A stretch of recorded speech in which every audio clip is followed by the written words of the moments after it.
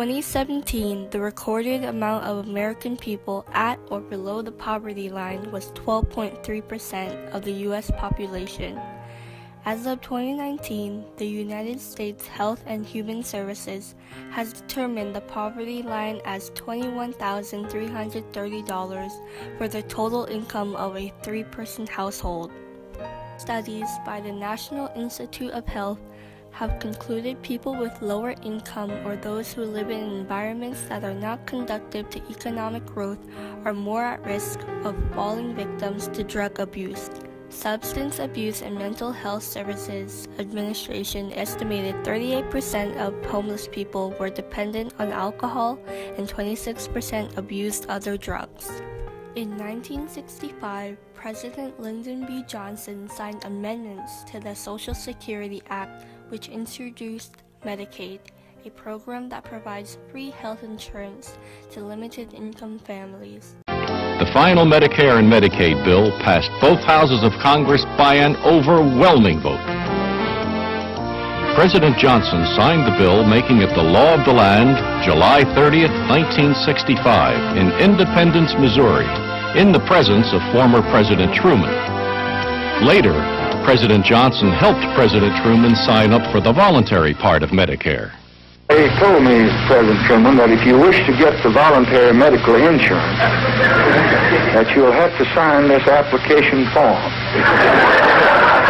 And they asked me to sign as your witness. So you're getting special treatment since cards won't go out to the other folks until the end of this month. But we wanted you to know, and we wanted the entire world to know, that we haven't forgotten who is the real daddy of Medicare. 28.5 million U.S. citizens did not have health insurance in 2017. That means there are 28.5 million people with little means to pay for the high medical costs such as medication. First of all, how do you think drug affects poverty as a whole? Well, statistically, you see a lot of people in poverty abuse drugs exponentially more than people maybe with average incomes. That's what it seems, according to the statistics. And it's probably not because it's more readily available, but probably because culturally I think it's in the culture most of the time. Also, there are a lot of laws that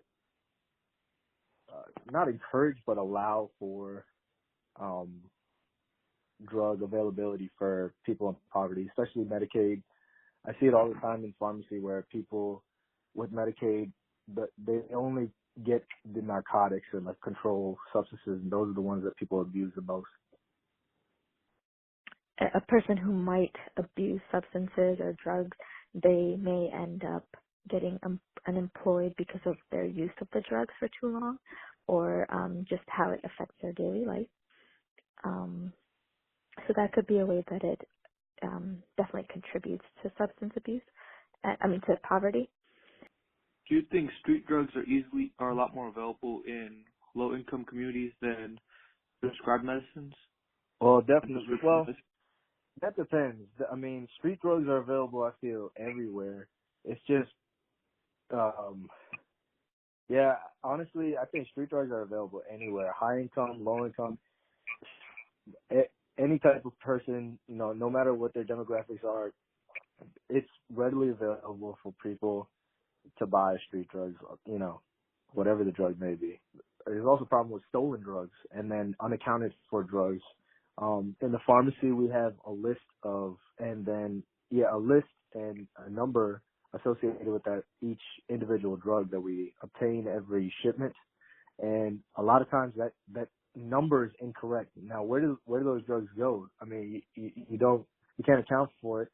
Sometimes it comes in and then you lose over some time, like over a month or so, you'll lose like 30 drugs completely unaccounted for, mistakenly dispensed or just lost or stolen. And it happens right in the pharmacy. People steal right in the pharmacy.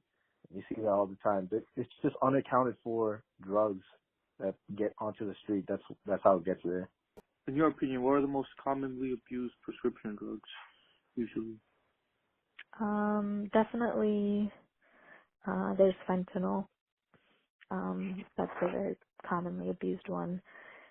Anything with oxycodone. What drugs do they provide to reduce the effects of addiction? Do they have drugs like that? There is one in particular that a lot of people are prescribed, a lot of doctors are prescribing along with the pain medications and the narcotics, and it's called Narcan. And it's like an emergency, it's an emergency nasal spray, I'm pretty sure it is, where if a person is going under drug overdose, or they're seizing, or any symptom of drug overdose, that Narcan is used, and it basically revives and what's it called, depletes or counteracts the effects of the opiates or narcotics that were used, ingested or shot up, however it was taken, but it's used to reverse the effects of that drug and to level that person out.